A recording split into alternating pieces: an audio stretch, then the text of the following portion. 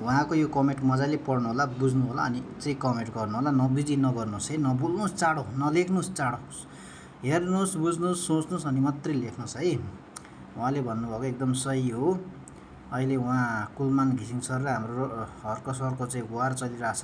त्यसमा चाहिँ मैले यसो विचार गर्दाखेरि हाम्रो पुरानो पार्टीहरू कति खुसी छन् होला, पक्कै पनि खुसी छ जस्तो लाग्छ हैन। एकअर्कामा जाति द्वन्द्व लडाइँ पनि भइरहेछ। अब तामाङ समुदाय कुलमानलाई गाली गर्यो भनेर उठ्नु भएको होला कतिपय हैन। सबै तामाङ समुदाय हुनुहुन्न, कति बुझ्ने पनि हुनुहुन्छ हैन। बा कुलमानकै पो हाम्रो तामाङ समुदायकै मान्छेको पो गलत भएको कि भनेर खोज्नु थाल्नु भएको छ। कोही कोही चाहिँ हाम्रो तामाङलाई गाली गर्यो नि, मारि छोड्यो नि, हामी उठ्नुपर्छ, जाग्नुपर्छ भनेर पार्टी गर्नु लागेको देख्छु म। यसो विचार गर्छु के। तर पनि पहिला बुझ्नुहोस् के, म बारम्बार भन्छु, उखानै छ कागले कान लग्यो भन्दैमा कान छाम्नुहोस्, पहिला नकुद्नुहोस् कागलाई खेदाउनु भन्छ नि। पहिला बुझ्नुहोस् बा हर्क सम्पङले भनेको कुरा सही पो हो कि, किनभने पहिलादेखि नै एमसिसीको मा त उहाँको नाम जोडिएको छ नि त, हो त्यो कुरो है। अनि हर्क सम्पङले मात्रै होइन, हरेक व्यक्तिले चाहिँ उहाँलाई त्यो क्वेसन गर्न स्वाभाविक नै कुरो, नतात्तिए पनि हुन्छ साथीहरू। म त्यही भन्छु, यदि भोलि हर्क सम्पङले पनि देश विरुद्ध नराम्रो काम गर्छ भने आज हामी जति हर्क सम्पङको काम भिजनलाई देखेर सपोर्ट गर्छौँ नि, त्यो व्यक्तिले हर्क सम्पङलाई पनि कारबाही कानुनमा हैन ल्याउनुपर्छ। हामीले बोल्नुपर्छ त्यतिखेर है। जो कोहीले पनि राम्रोलाई सपोर्ट गरौँ, नराम्रोलाई होइन, हाम्रोलाई होइन के, दाजुभाइ दिदीबहिनी इष्टमित्र यो हो भनेर सपोर्ट गर्ने होइन के, जातीय त्यो धर्म भनेर सपोर्ट गर्ने होइन, राम्रोलाई गरौँ के।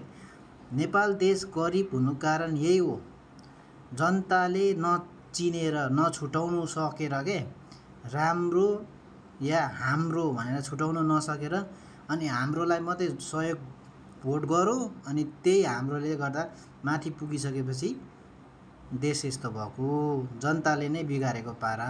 त्यो भएर हाम्रोलाई होइन, राम्रोलाई सपोर्ट गर्नुहोस्। हिजो हामीलाई रवि पनि राम्रो लाग्थ्यो, आज पनि राम्रो लाग्छ, तर एउटा कारणले गर्दा उहाँ त्यसरी जेलमा पर्नु भएको कारणले हामी सबै दुखी छौँ हैन।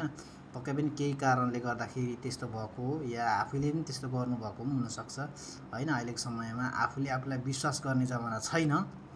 अनि बालेन पनि हिजोको दिनमा हामीलाई राम्रै लाग्थ्यो, कुलमान पनि राम्रै लाग्थ्यो, तर एउटा खोट भएको कारणले अलिकति उहाँको सपोर्टरहरू हैन उहाँतिर नै खनिनु भएको छ। आज हर्क सम्पङको पनि एक दुईवटा कुराले गर्दा कति साथीहरू दुखमन हुनुहुन्छ, तर उहाँको हर्क सम्पङको कुराहरू सामान्य छ, तितो बोल्नुहुन्छ हैन। जे देख्नुहुन्छ नि त्यो फ्याट्टै भन्नुहुन्छ कि मनमा राख्नुहुन्न।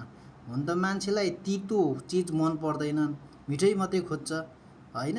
करेला तितो हुन्छ, दबाई तितो हुन्छ, तर बिराम भइसकेपछि बजाउने चिज नै दबाई हो के, तितो साथी हो। कुरा पनि तितो, मान्छेलाई तीखो मन पर्दैन, तर तितो र तीखो एक दिन सत्यता हुन्छ के साथी हो, बुझौँ यहाँ।